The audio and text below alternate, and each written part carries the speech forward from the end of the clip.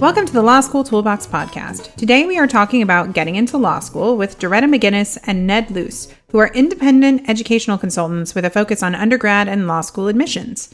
Your Law School Toolbox hosts are Allison Monahan and Lee Burgess. That's me. We're here to demystify the law school and early legal career experience so you'll be the best law student and lawyer you can be.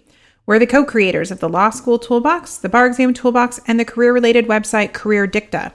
Allison also runs the Girls Guide to Law School.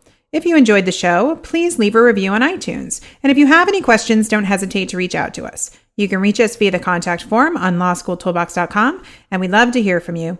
And with that, let's get started.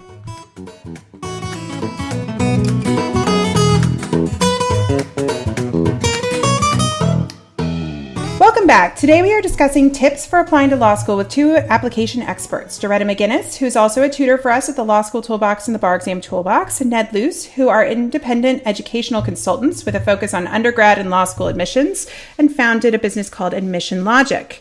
And you both are lawyers. So, we are. There's that too. Well, we're excited to have you on the podcast today because I think this is the time of year when a lot of people are starting to work on their JD applications and thinking ahead to the future.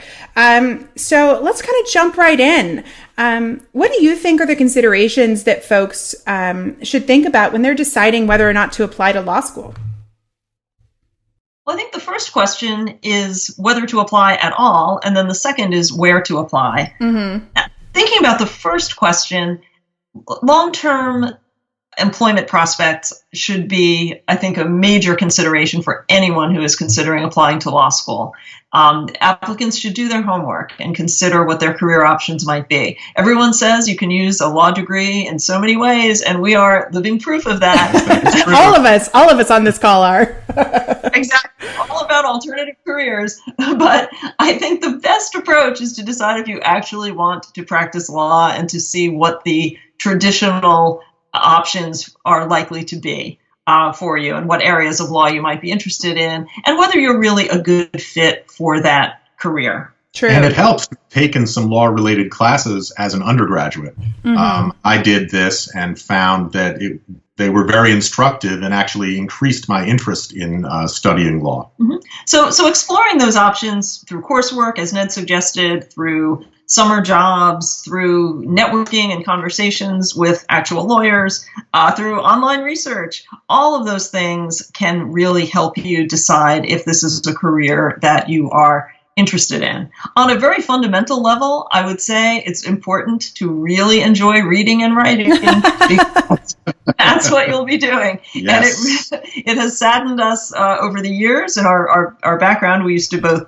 teach law school to find students who would say, I really don't like to read, I really don't like to write, or that's not where my strengths lie. Mm-hmm. If those are issues for you, then law school is probably going to be painful and is likely not the best fit. And you also should enjoy critical analytical thinking and problem solving because, mm-hmm. of course, that is a big part of studying law and a huge part of practicing law as well. And I had a law professor once who made the recommendation when I was kind of deciding between two internship opportunities to, if you think maybe going into this, you're like, oh, I love watching like The Good Wife and all these shows about litigation. Like, I really want to be a litigator. I thought one of the most poignant things he said to me was, he's like, do you like living in conflict? Because mm-hmm. litigation in so many forms is really about conflict resolution. And you have to be okay living in conflict. And that means being in between people who are in conflict or companies that are in conflict. And it's a state of being. I really think it is. And I thought that was kind of a very poignant thing to ask because I hadn't really thought of it that way. Yes, yeah, that's true. But I think also it's important to realize that practicing law is not just about litigation. True. It's about document review. Well, there's that. But when you're watching, law-related shows on TV, it's mostly litigation. It's not preparing, regulatory filings with the mm-hmm. Securities and Exchange Commission. It's typically not drafting contracts. Mm-hmm. It's typically not drafting wills or many of the other things that lawyers do on a daily basis, or setting up a closely held corporation to help a family business. So I think that's important as well. Yeah, I think that's a really good point. Right. A full exploration of the career options, I think, is essential, because you do not want to spend 3 years and hundreds of thousands of dollars potentially and end up in a career that makes you unhappy or to which you are ill-suited. Yeah, and I think you mentioned this, Doretta. One great way to do this is to do informational interviewing, and we'll link to some suggested scripts and ways that you can do informational interviewing. But this is the idea of reaching out to someone. Maybe it's an alumni from your undergrad, perhaps it's a family friend or someone you've met at a networking event, to just meet with them and kind of talk to them about their life and to get a better idea of what they do every day and learn about these different areas of law. Because, I think we've talked about kind of some different types of legal practice and the jobs that are required within those career paths. But also, if you have this dream of owning your own practice, you also need to understand what it's like to run a small business, which is, something we on this call all do. And that comes with its own realities as well. And you better like doing things related to a small business. So meeting people and talking about it can be some of the best use of your time. Just if you like coffee, like go out and have a bunch of coffee dates. The $5 you spend buying someone a cup of coffee could save you a lot of heartache and money in the end. So. That's right. And I think that's especially good advice for first generation students. Mm-hmm. If you are from a background where you really did not grow up around lawyers and you don't really know many lawyers or what they actually do, but you can connect with them, as you suggest, through an alumni network from your college, through the career planning and placement office at your college, through any other organizations to which you belong. I think that is particularly good advice. Law school is full of many students who have grown up with parents who are lawyers and really know exactly what they're getting into. Right. And for students who do not have that, familiarity from their upbringing, I think it's especially important to reach out and figure out, kind of what the options are within this career. Did you guys happen to read that article? I think it was in the Washington Post from last week about Sotomayor's clerk who went to Georgetown. Did you guys happen to read about that? Well, one, I'll send it to you guys after this call, but I'll also post it in the show notes so readers can read it. But there was a great article profiling this young woman who was Sotomayor's clerk. I won't ruin the whole story because I want you to read it. But she was from DC, kind of had a bit of a tumultuous childhood, ends up losing her dad. And her first interaction with a lawyer is actually the trusts and estates lawyer who helps her kind of after her dad died. And she was like, who are you and what do you do? I think I want to be you someday. Which I thought was just a really poignant way that a lot of people get introduced to the law, like kind of through a crisis. And then she has kind of a fascinating story of ups and downs in her life that lead her to, taking an interview with Sotomayor 2 blocks from where her dad was murdered. I mean, it's just it's an incredible story. So we'll link to it. But I think it also was such an interesting reminder of the way that sometimes your interest can get piqued in the law is that you interact with a lawyer who maybe helps you at a challenging time. And that doesn't mean that you still shouldn't go and do all of these other things. But I think that, lawyers also have the power to touch people in these really critical points in their lives. And if you had that experience and you can pull on that importance when you're doing your law school work, I think that can be really powerful. Well, and often applicants to law school will write about those experiences in their essays. When they're JD programs, or I've often seen this with foreign lawyers applying to LLM programs. Many of them had experiences like that with lawyers in their home countries, whether it's India or China, that drove their interest in studying law. Mm-hmm. Yeah, that's a really good point. So anyway, it's a great article. I'll send it to you guys after this, our podcast recording, but I'll also post in the show notes. I hope everybody gets to read it. She sounds like a phenomenal woman. I think we're all lucky that she's going to be clerking at the Supreme Court. All right, so let's dive in. So now we've kind of talked about whether or not you should apply to law school. And then, Doretta, you were mentioning not only that the decision was to apply at all, but also where to apply. So how do folks start chewing on that decision point? Well, there are a lot of factors that should be taken into account in deciding where to apply.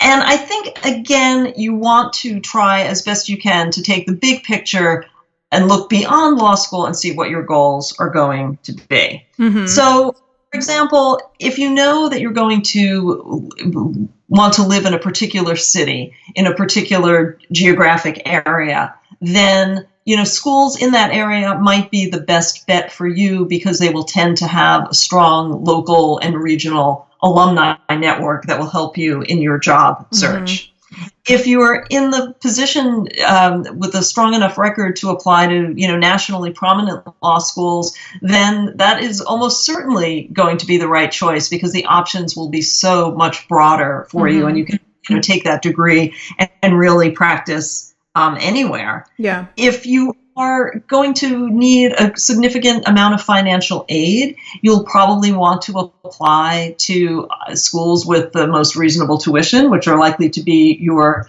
in-state public law schools. Mm-hmm. Schools that can offer the most generous financial aid, which may be some of the more prestigious schools that have substantial, merit aid available. Right. Those are some of the things that you want to take into account. Others might be, special practice areas. Some law schools have strengths in particular areas, even at the JD level, such as health law or corporate law. Trial advocacy, something like IP, intellectual property. Right.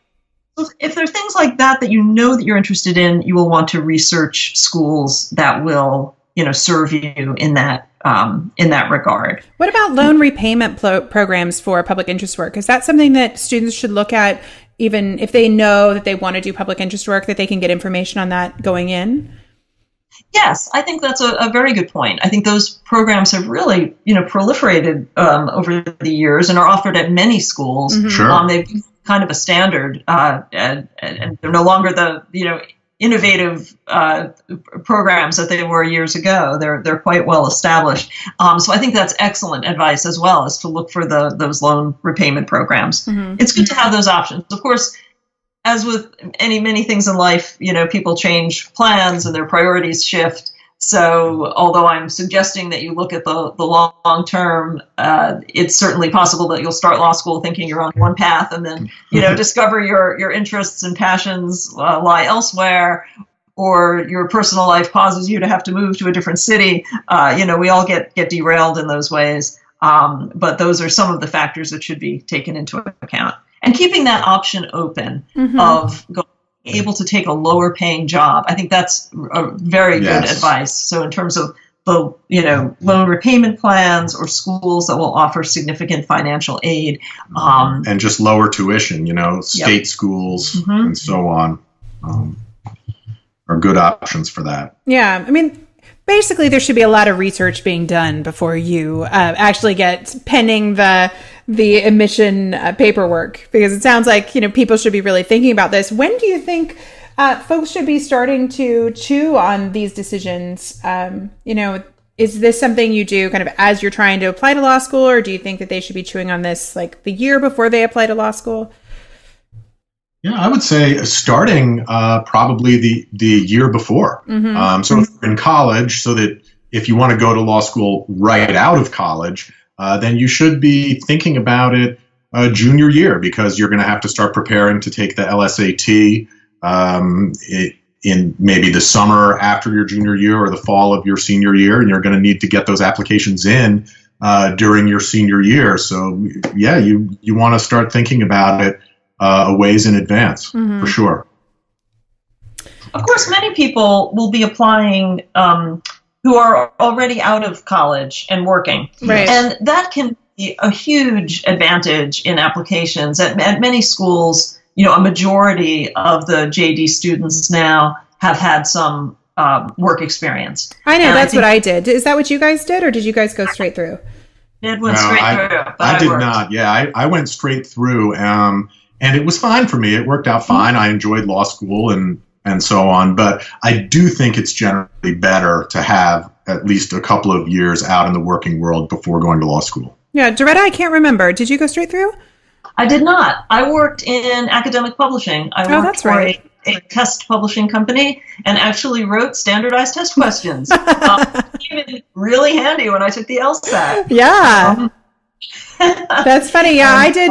I think I took 4 years off between. I did political public relations, and then I was a high-tech consultant for Accenture doing implementation of software systems. And then I went in-house and did the similar work in a corporate environment. So I was really glad that I'd had those experiences. If for nothing else, is it was a great motivation to go back to school because I saw that career path, which was there was a profitable career path, but I sat and I looked at the people who had the jobs, one step ahead of me, 2 steps ahead of me. You have that moment when you're like, uh-oh, I don't want their jobs. So I need a new plan. Well, that's exactly right. And that's exactly how I felt. And in the test publishing world where I was working, the people with those jobs ahead of me had PhDs in psychometrics. And that was really not of interest to me at that point. So finding an alternative was a very good move for me. Yeah, and I think this actually circles back to something we were talking about before, which is the wide array of types of practice of law. And if you've been out of college for a few years in the working environment, you might actually get a broader sense of what lawyers do, and it might give you a better idea of what you want to do as an attorney. True. That's very true. And I've certainly worked with students who have had that experience in their post-college jobs. They have interacted with lawyers, and that has inspired their interest then in attending law school. I think one thing, though, that's kind of funny about my experience is I was not happy working for a big international company, traveling for work all the time and having very little work-life balance. And then ironically, I took a similar job at a big law firm when I graduated. And then it was like, shouldn't have been surprising to anyone, including myself, that when all those similar things started happening, that I wasn't happy yet again. So I will say that it still involves some critical evaluation of things like work environment and maybe why you want to leave the career path that you're on to pivot, because maybe I could have made some different decisions. Hey, it all worked out for me in the end, and I'm glad, and I have this alternative life that I've been able to build. But it is interesting because I did have kind of an aha moment sitting in my big law office going like, how do I feel like I have the same exact life I had that I was trying to leave before? Like, whoops, maybe I needed some therapy to help me figure that out or something before I made job decisions in law school. I don't know. Maybe that's why law schools offer free therapy for so many other students to make better decisions like that. No, well, that's a very good point, and gets back to those ideas of those different practice areas and different lifestyles within legal practice. I mean, I certainly found in private practice at a large firm that one of the things that I was completely incompatible with was the uncertainty. I practiced labor and employment law. We had emergencies all the time. You never knew what would happen when you walked in the door. Some people thrived on that and found it very exciting. I found it just, unbearable. And I really preferred having a sense of control and planning and, knowing what I was going to do each day. See, and I found that exciting sometimes and unbearable at other times, depending on what the matter was that came up at the last minute. But it's interesting as we're talking about this. I think back to last week when I was walking around downtown Philadelphia and encountered 2 of my former students who had graduated from law school in 2009, and they had both started as litigators and didn't like it. I think one of them actually was family law and the other one was litigation. And due to the unpredictable schedules and all the conflict that we talked about before, they didn't like it, but they had both landed in-house as privacy lawyers at a big insurance company. Interesting. And they seemed very, very happy. They had reasonable work schedules. They're both expecting their first children next spring and said that their jobs were going to be very accommodating for that. And so, it had taken them a couple of moves out there, but they had both eventually landed on something that really worked well for them as practicing attorneys. So it seems like one of the themes out of all these decisions, both whether or not you should apply at all and where to apply, is critically evaluate like all of these decision points. You know, when you talk to people, really think about putting yourself in their shoes. Does this life sound good to me? Start thinking about, you know, is conflict okay with me? Do I want to show up at work and be putting out fires all the time? Or do I want to just like have my to-do list and be able to just go down my to-do list and then go home? You know, it's just a totally different environment. And there are pros and cons to each. You know, I have friends that are criminal law defense attorneys or criminal defense attorneys, and they thrive on that. Like when the phone call comes, you know, then it's like they can jump into action. And yeah, for a lot of people that just drive you mad, you know, it's like you just want to go to work and just, you know, be able to feel like you're moving things forward. I have other friends who do M&A that you'll just work like crazy people for a week and then it'll be slow for a while. You know, you work like 24 hours a day basically for a week when somebody's trying to do a merger, and then you're like, oh, well, now it's back to normal until the next merger comes. But some people really thrive on that. Right. And those are very good things to try to figure out before you know, choose a practice area. Yeah.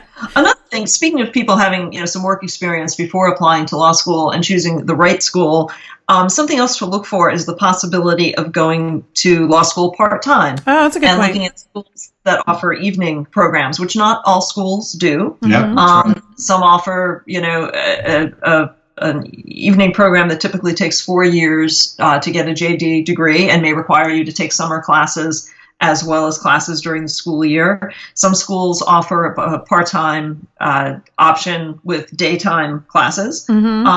And so those are things that I think also drive some decisions, particularly for people who may not have, you know, geographic mobility, may want to continue working in their current job while going to school. Perhaps their employer may even be paying for it. It may put them on a different career path within their company, or maybe they're making a, you know, career change. Yeah, I know also for some women who have young children, the part-time option has become quite popular. I've talked to a lot of moms because they can oftentimes, you know, do either work part-time during the day or do some of their, you know, childcare and taking care of their kids during the day, and then like hand off the kids to the other partner and go to school at night.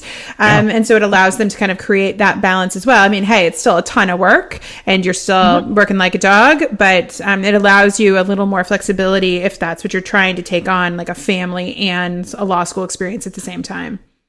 Right. And we certainly had students like that. You know, when Ned and I taught previously, our school for a period even had classes on Saturdays. So the part-time program going like 2 evenings a week and on Saturdays. And I was a new mom at that point, and I found that great from a childcare perspective, you know, in terms of working. And as you point out, it was also helpful for students who were parents, and perhaps their parent could be at home on a Saturday. Yeah, I mean, I was born while my mom was in law school, and apparently I spent many, many hours in like a swing in the law review office. That was apparently where I spent my formative baby years.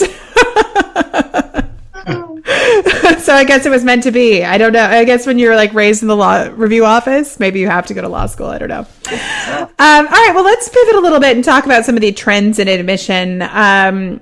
You know, with the changes in enrollment numbers, we've heard about law schools closing. It feels like left and right, although I don't think it's happened that often. But there seems to be a lot going on in this corner of the world. Yes. You know, admissions applications, I should say, took a real nosedive. I guess that was around 2010 or so. Around that. Between maybe 2010 to 2012, and you know, we're not going to cite, you know, precise statistics, but the numbers of applications, you know, really crashed, and current law school enrollment now nationwide is down. I just said I wouldn't cite specific statistics, but generally down about 30%. It's amazing from its high point, from its peak. So that has sent just ripple effects throughout legal education. Causing the closure of several schools, although those schools had other problems as well that are beyond the scope of our conversation, but also causing some schools to either admit students that they might not have admitted previously in order to fill their classes, or to reduce their class size in order to maintain the quality of their students. Yeah. So that means that although there's been a slight increase in applicants over the past couple of years, this is still a very interesting time to apply to law school, and still a time where, you know, students really have an opportunity to get into some more prestigious schools than they might not have, you know, 10 years ago. Yeah, and even in some cases with scholarship money. Mm-hmm. And you know, these trends were already underway by around 2011, Mm-hmm. 2012. We were still teaching at law school then, and started to hear stories from admissions officers and people at other law schools, and the enrollments were already dropping at that point. Mm-hmm. Yeah. Right. It's really all the aftermath of the financial crash in 2008. Yes. Which is when I graduated from law school. So let's talk about like the best time to graduate from law school. So so basically it's not that, you know, the world revolves around me, but I graduated from undergrad in 2001, right before the bubble like completely imploded in the tech world. And then it's like I graduated from law school in 2008, and then there's a new financial crisis and the firms are downsizing, and I'm like, what is wrong with my timing? Well, and you mentioned about your firms downsizing. That knowledge that the employment market was contracting Mm-hmm. drove the reduction in law school applicants, because I think that word trickled out that law school was no longer a sure bet, that you could end up, you know, going to school and not getting a job when you graduated. And that really led to fewer students applying. Yeah. And there were highly publicized articles about it at the time, too. Mm-hmm. There was at least one in the New York Times Mm-hmm. that I recall had an impact, and I think scared some people off of going to law school. Right. Yeah. Right. And, you know, I think in Doretta, this is something near and dear to our hearts because we do help people prepare for the bar exam. I think one of the things that I find concerning about this trend is if you are someone who has routinely struggled on standardized tests, not, you know, and I'm not saying that like you just can't knock them out of the park, but that, you know, starting maybe with the SATs or multiple choice tests in college or the LSAT, that there are some major concerns about needing to take tests like that, but then you can get into law school now because you're like, oh, well, they, you know, it's a little easier to get in.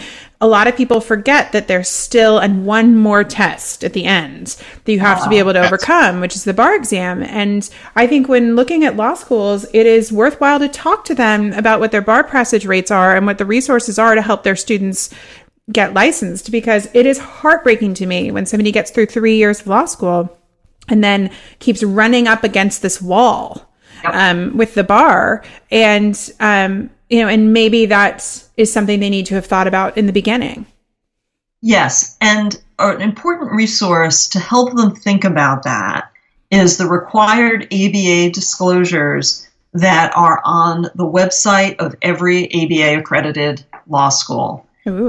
You'll see these referred to sometimes as standard 509 disclosures, simply ABA disclosures.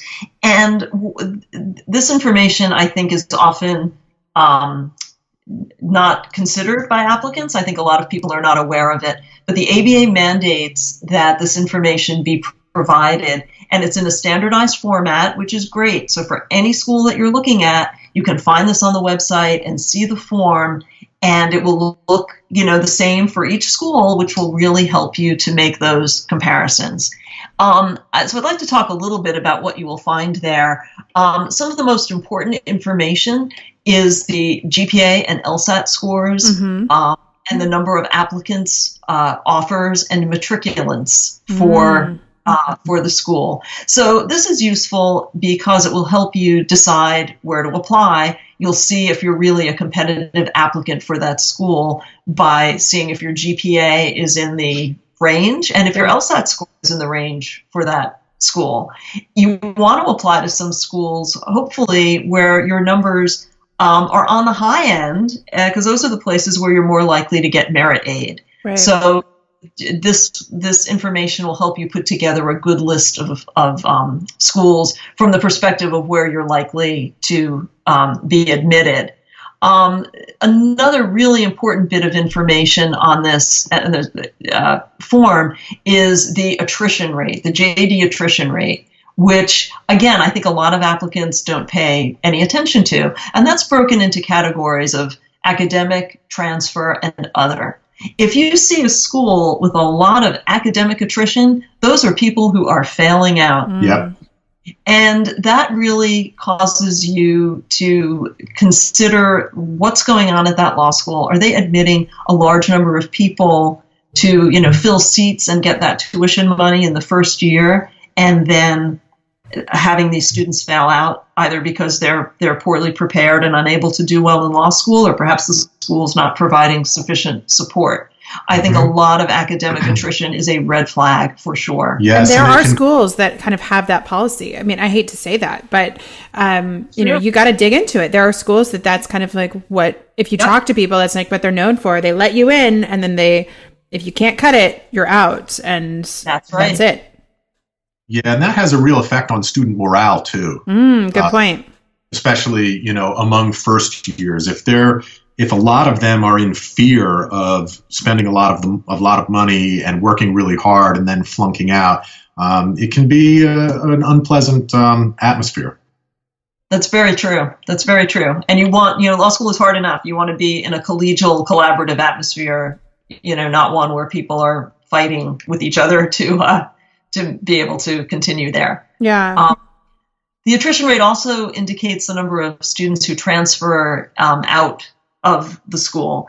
And, transfers are a little bit more difficult to assess because people may transfer for any number of reasons, from, personal reasons, wanting to move to a different city, or financial reasons. But a lot of times people are able to transfer to a more prestigious school, to I'll just say it, a better school than where they started. Or a less expensive school. Yeah. Those are two of the biggest reasons for that. Again, I think a lot of transfers, a high number of transfers, could be a red flag, could also be a sign of opportunity that this school could be a good starting point and a springboard for you to move on to a better a school that's a better fit, and a school that may have better career options for you or better cost options. Yeah, that is a really good point. I don't know if I fully realized that all those disclosures were on. I mean, granted, it's been a few years since I've been researching law schools, but how many disclosures that they had to make to allow you to do this side-by-side comparison? Yes, it's a big issue for the schools in terms of compiling this data and complying with this experiment, but it's a gold mine of information. The last piece of it that I'd like to flag is the bar pass rates, because they are right there for the past 3 years on these ABA disclosures, and you'll see the number of students from the law school who took the exams and passed, and the comparison between the school's pass rate and the average pass rate for the state. They display the jurisdictions where the majority of students took the exam. So display absolutely every single jurisdiction, but those give you a very, very good sense of the bar pass rate from your school. Yeah, so important. You do want to take into account the state's overall pass rate and how well the school does relative to the overall pass rate in the state. And when you've got a passage rate from graduates of the school that's lower than the state's overall passage rate, that could be a little bit of a red flag. Yeah, I think that's true. And then the states that have low pass rates like California, you would also, I think, behoove yourself to go onto the California Bar website and look up these statistics broken out by school that they publish. And then they talk about, the schools that are ABA accredited, the schools that are non-ABA accredited, first-time takers, repeat takers. Because sometimes you kind of have to dig through some of those numbers too and say, okay, well, is this school have only like 50% or 40% of first-time takers passing? If the statewide, like California, most years, the statewide numbers for ABA schools and first-time takers is like around 70% or so, give or take, depending on the year. And if your school's pulling at 40 or 50% of first-time takers, I would pause. Yes. I would pause. I would seriously pause. Yes, Pennsylvania does that as well. It gives information for the different law schools and does break it out by first-time takers versus repeat takers. And that is a really important layer to analyze. Yeah. So in addition to these ABA disclosures, checking the bar examiner's website for the jurisdiction where you plan to take the bar exam would be additional information in helping you compare the performance across schools if the state is one that publishes that information. Yeah.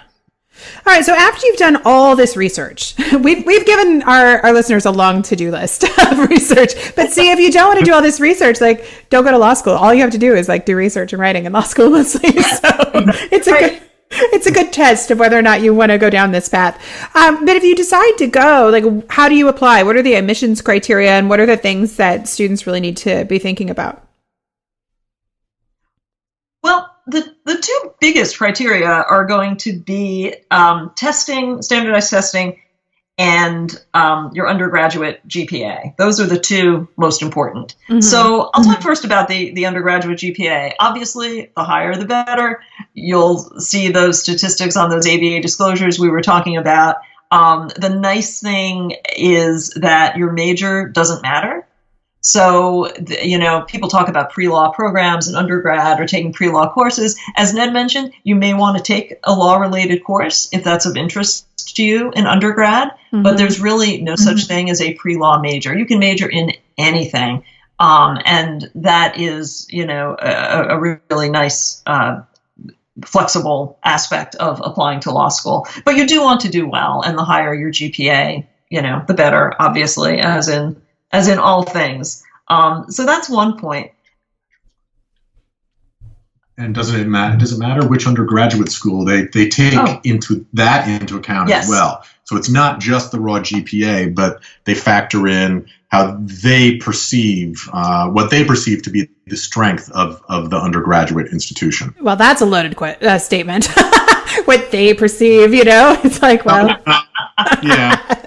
I mean, I think it's honest, but I'm just saying. Gotta try to be fair. I know. Well, no, that's a very good point. And that idea of if you're at that you need to have a higher GPA if you are at a less prestigious school is true, for undergrad applying to law school. And this is a whole other topic, but it's certainly true at law school in terms of then applying for jobs and moving on. So where you earned that GPA will come into play as well. That is true. Yeah. The other major component is, of course, standardized testing, and we're living in a slightly interesting era regarding that at the moment. The standard test, of course, is the LSAT, and the LSAT is offered on 4 dates throughout the year in June, September, December, and February.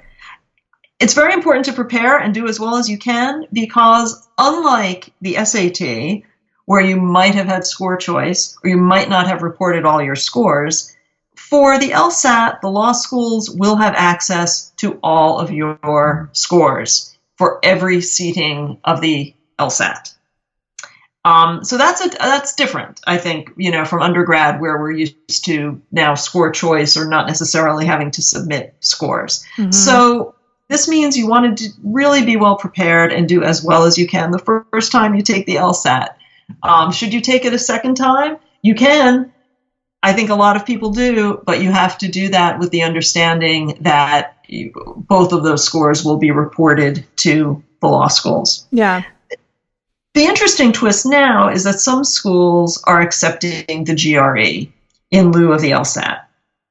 And this is a very new trend. Yeah. Currently, only about 4 schools have said that they will accept it in lieu of the LSAT. And those would be Harvard, Northwestern, Georgetown, and the University of Arizona. So that would be a pretty interesting list of schools to apply to. That's true. I mean, talk about a variety of law school experiences there in a variety of locations with a variety of histories. Exactly. So it's an interesting trend. The ABA has not determined whether they will continue or whether they really consider the GRE to be acceptable for law school applications. I think it would be absolutely foolhardy to take the GRE and not take the LSAT, because it would limit you to applying to just those handful of schools. So, if you can take the LSAT once and the GRE and get into Harvard Law School, more power to you. Yeah. But this is a pretty limited list of schools at the moment. And 3 of them are extremely selective. Correct. So they're very difficult to get into anyway. So right. you want to be taking the LSAT. Yes. Mm-hmm. So you absolutely have to take the LSAT. I found interestingly that at some schools with joint programs, the GRE may come into play. For example, now at UCLA, if you were concurrently applying to a graduate program as well as to the law school, or if you're already enrolled in a UCLA graduate program and applying to their law school, you can submit the GRE only and will not have to take the LSAT. Interesting. So that's very interesting as well, and I'll be curious to see if that trend continues with the UC schools or elsewhere. The big difference, well, there are many differences, but one of the biggest differences between the LSAT and the GRE is that the GRE has a quantitative reasoning requirement, a math section. So, that makes it a pretty different test than the LSAT, and of course, there is no data on whether the GRE is predictive of law school performance, whereas there is a lot of data, of course, on that for the LSAT. Right. So I just think the GRE, it's interesting. It's sort of out there on the margins, and it may, become more important in law school admissions as the years go by. We'll see if other schools follow these 4 trendsetters. Mm-hmm. But at the moment, you must take the LSAT. Yeah. It is fascinating. It'll be interesting to see how this plays out over a longer period and whether or not is diversity in applicants one of the motivating factors for that, do you think? Yes. My understanding is that is the stated, motive for that. And I haven't seen any data to support that. I'm not sure that more underrepresented minority applicants take the GRE. I'm not sure if that's the case, but that seems to be one of the motivating factors. To look at it a bit more cynically, as we've mentioned, law school applications have been down. I think that allowing people to submit the GRE just widens the pool of potential applicants in general. Right. Not on a diversity basis in terms of the way we typically think of diversity in terms of underrepresented minorities, but just in terms of applicants in general. You could imagine someone who took the GRE because they thought they were going to apply to, grad school in sociology, and then they just toss off that, application to Harvard Law. So I think it's potentially broadening the pool of applicants.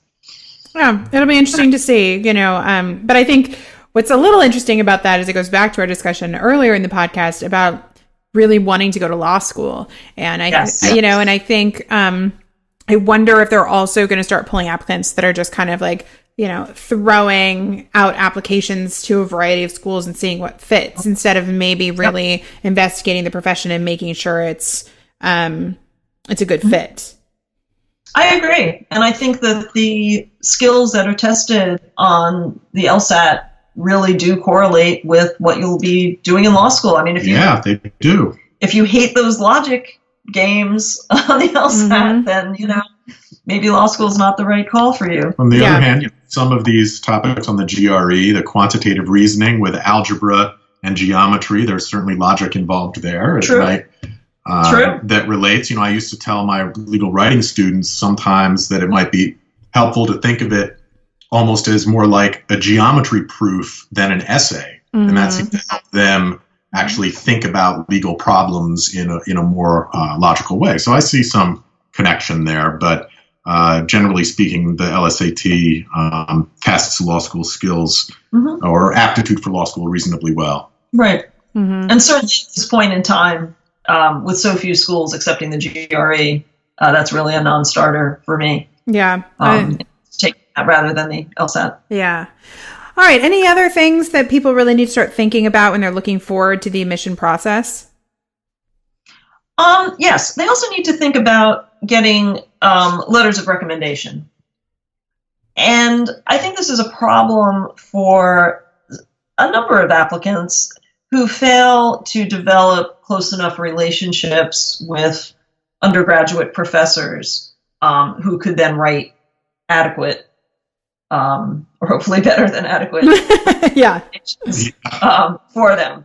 So I think that, for listeners who are in college, it's not too late to try to develop those relationships and get to know someone on the faculty who will be able to write a really, insightful, helpful recommendation letter. Mm-hmm. Well, I think it's the hardest for folks who go to the large schools. Mm-hmm. And then I have one friend who was talking to me about getting letters of recommendations at her university, and she had transferred in from a community college. And it was even harder for her because by the time she was kind of asking for those recommendations, she hadn't even been at the school very long. Sure. Right. That's right. So the thing to do in that, situation is to make an appointment with the professor and explain why you're asking for this letter of recommendation. Provide your resume. Some will even suggest that you draft the letter or bullet points of what you think should be included in the letter. But try to make that, that personal connection and provide that faculty member with an opportunity to get to know you a bit outside of the classroom. I know when I was asked to write recommendation letters for students that had not come to office hours and had not, asked questions or participated in class, I found it very difficult because I have nothing to say really other than, well, you did well in my class. Mm-hmm. Good paper, you got an A, that's nice. But who are you? You sat in the back of the room. I've got nothing here to say. Right. And so I would encourage those students to come and talk to me and for us to get to know each other a little bit. And again, to provide that resume and personal information. So I would have some fuller sense of them in order to write a good letter. I had the same experience. In my case, typically the students who had come to visit me in the office were the ones who did ask me for letters of recommendation. And I still remember as a college student when I was asking professors, one of them I asked, I had not met in person. It was a big lecture class. She had minimal office hours, and our contact with the class was mostly through a TA who ran our small sections. Mm-hmm. And it worked out. It worked out nonetheless. But and I was not at a huge state school either. It's just not always easy. Mm-hmm. Mm-hmm. That's right. You can also get recommendations from employers, especially people who have been out of school for a bit, out of college for a bit, and working. Getting a recommendation from an employer can be helpful as well. So we have test scores, undergraduate GPA, recommendation letters, and then the last really significant piece is the writing that will be required. Mm-hmm. Yes. So what thoughts do you guys have about setting yourself up to really, make sure that the writing component stands out? I would assume that because, writing is such a big part of the law school experience, the schools take this pretty seriously. Yes, I think they do. They want to see good writing. They also want to see a fairly clearly articulated motivation for going to law school, and ideally beyond that, even for this particular law school, or they can express an interest in a particular school. And that's true for LLM applications as well, which we may talk about more later. But on that side, there's no equivalent of the Common App. Each law school has its own question, and it's very important for the students to articulate quite clearly and with some focus why they want to get into go to that particular program. Yeah, that's interesting. For JD applications, again, through LSAC, the Law School Admission Council, that personal statement is more similar to, the Common App that's right. type idea that we had from college. in that you'll write a personal statement that will go to all of these schools. And it's open-ended, and it's an opportunity to tell your story and describe yourself, your motivations for going to law school, and any experiences that really led you to that path. So, most of these personal statements are not the sort of, soul-searching, deeply revealing kind of college application essay, that you may have written at that stage of life. This tends to be much more focused on your interest in law school and what you will bring to that law school community, what experiences you've had that have set you up to succeed in law school, and possibly a view to what you would hope to be doing with your degree afterwards. Yeah. So that's the piece of it. There's some other possible writing components that are optional. There's an opportunity to do an optional diversity statement. And this is a great opportunity for students who come from underrepresented backgrounds in law school. So underrepresented minorities, low-income students, first-generation students, students who may have, who are immigrants, students who have perhaps are not immigrants, but who have grown up abroad and then returned to the U.S. Anything of that nature you can kind of put in there to show what you are going to bring to the law school community and what perspective you are going to bring. Now, this possible optional statement kind of strikes panic in the hearts of students who feel that they are not diverse and have nothing to say. And it's okay to ignore that. If you're an upper middle class white applicant, you probably don't have anything to say on this aspect of the application, and that's fine. You can just truly treat that as an option. But if you have anything interesting in your background to put in there, it's a very good opportunity to show that side of your background. Some law schools have supplemental questions that I think are, again, they say, oh, they're really, really optional. I can't imagine not taking the option. If you really want to get into this law school, put in the effort and answer its optional questions. And some of them are pretty strange. My favorite comes from Georgetown. It is fill a 5.5-inch long by 2.5-inch wide box in any way you'd like. That's amazing. It sounds very much like a psychological test. It does. Yeah. So you can submit that on a paper application. You can, color in the box or draw a cartoon or another question they have on here, give us your top 10 list. Right. Interesting. Top 10. Yeah. You can even send Georgetown a video. Wow. Something about you. Huh. So there's it's like applying to a reality TV show now. They have to make a video. Like you can apply to Survivor and you can apply to Georgetown all at the same time. Exactly. Well, video applications are really a trend in college applications, but I think it's a bit unusual to see that format for law school. Yeah. So Georgetown swears it's truly optional, but wouldn't you want to make a little effort and take them up on one of their strange requests? I think that you do. Yeah.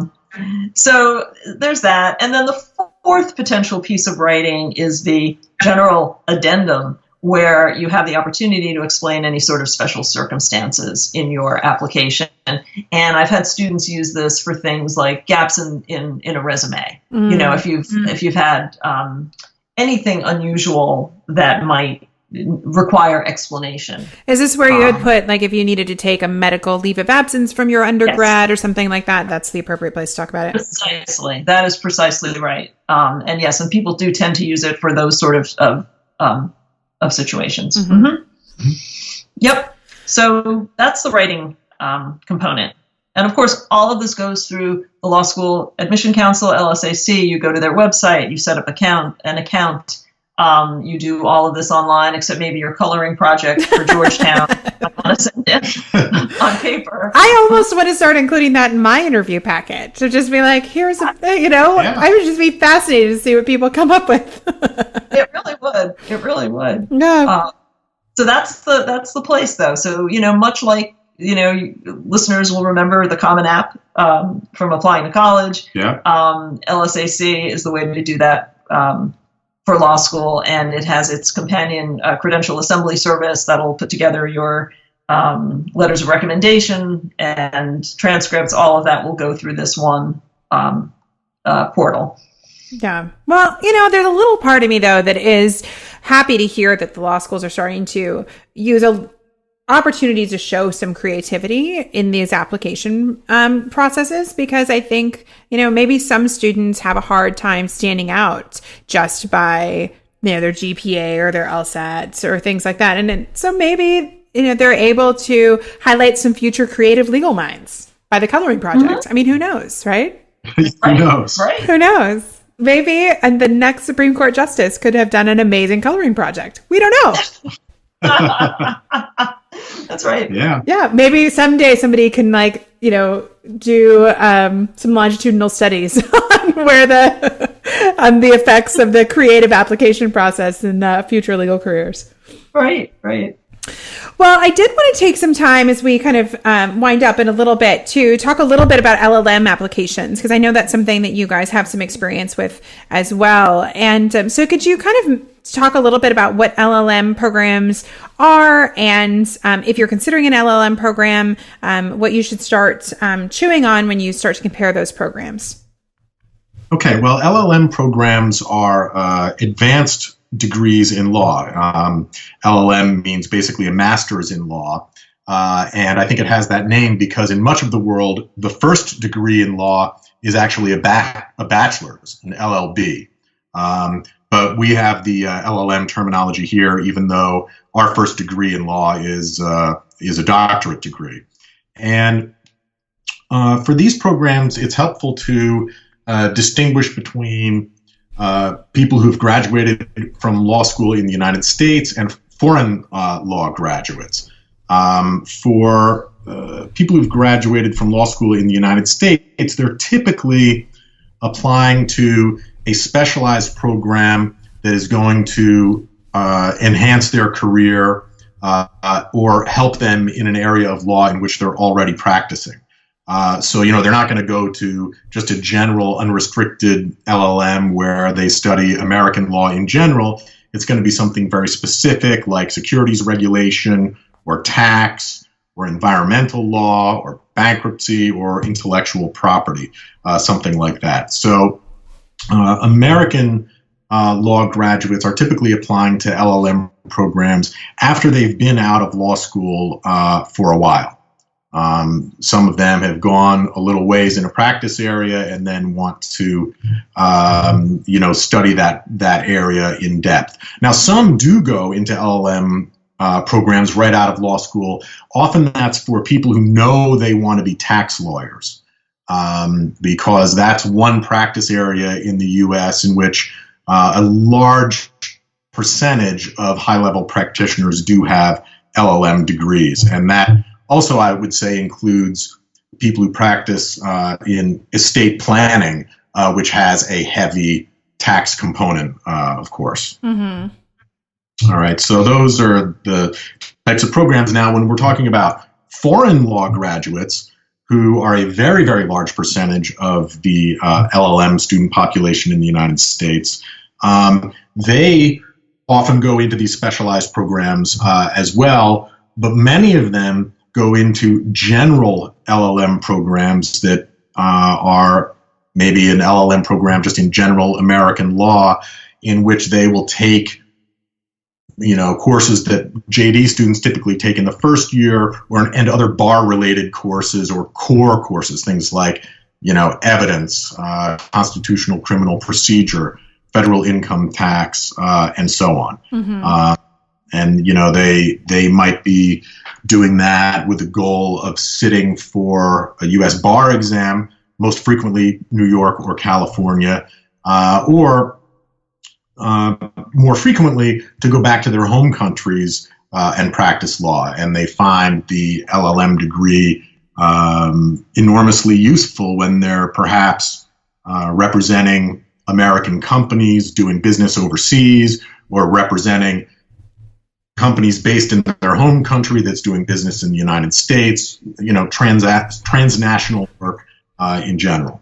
And I think the UBE, the Uniform Bar Exam, is changing that too, because I know LLMs that I've spoken to are oftentimes interested in taking the UBE, which is now what's in New York, as well as many other jurisdictions around the country, because it gives them a lot of flexibility if they are practicing from abroad and they need to be able to, have a license. It's at different points in different states. It's going to be a more flexible option for folks. Whereas, you fight your way to a license in California, that's great, but it's just going to allow you to do work in California.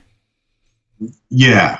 But states treat foreign law graduates differently. True. Not states. I mean, not all states allow foreign lawyers, even with LLM degrees, to sit for the bar exam. Yeah. And, that's an important point for them, is that if they're interested in a bar exam, they really need to look into the eligibility requirements carefully. And at least in the case of New York and California, they need to apply for an eligibility determination before they can then actually register to sit for the, for the bar exam. Good point. Yeah. So, one interesting aspect of LLM programs in the United States is that there's a geographical component to it. So, in other words, a program in a particular area of law might be offered by a school in a region in which that area of law is extremely important to the local economy. So, University of Miami, for instance, has one in estate planning. And as we know, there are a lot of retirees in Florida. Mm-hmm. Georgetown has one in national security law because, of course, being in Washington, D.C., they have access to the national security apparatus in ways that most law schools do not. Houston bills itself as the energy capital of the world. And so, lo and behold, University of Houston has an LLM in energy, environment, and national resources, and it goes on and on. There are many examples like this, which is kind of fun to look at. Yeah, that is really interesting. So it sounds like similar to the general law school application process. If you're considering doing an LLM as a foreign attorney, you got your research cut out for you, because you need to figure out what jurisdictions you might want to become licensed in. If that's a goal, you need to evaluate the different schools and specialty programs. If, like you said, if you are from abroad, but you work in energy, maybe you need to be in a place at a school that's going to offer you specialized courses in energy law to make it really valuable for you. Yes, that's right. And that's absolutely right. Now, one thing about the foreign lawyers is sometimes they come here thinking they are not interested in taking an American bar exam, but then once they're here and living in the United States and studying the law here, they then become very interested in taking a bar exam. And so, some of them then try to configure their courses for bar eligibility, and that can be a challenge. But usually they can manage it, at least in New York and California. Mm-hmm. Well, that's really great advice. I think, just this idea that no matter what you do interacting with these law schools, you kind of got to do some groundwork to make sure you land in the spot that's going to help you reach the goals that you have, like everything else. Yeah, maybe that's our overarching theme for this whole discussion. Do your homework so you know where you land is where you want to be. Yes, and for American educated lawyers looking at LLM degrees, that's usually not an issue. They're driven to the LLM program by something they definitely want to do. Right. So they're typically in good shape with respect to that. Nice. Awesome.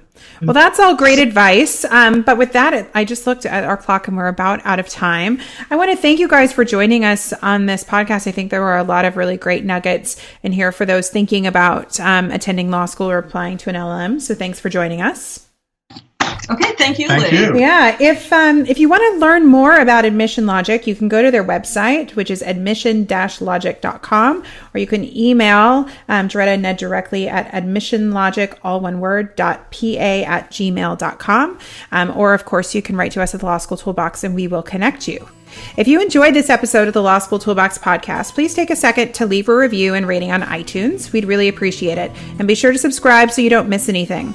If you have any questions or comments, please don't hesitate to reach out to myself or Allison at lee@lawschooltoolbox.com or allison@lawschooltoolbox.com, or you can always contact us via our website contact form at lawschooltoolbox.com. New episodes are typically released Monday, so make sure you subscribe so you don't miss anything. Thanks for listening. Good luck on your law school applications, and we'll talk soon.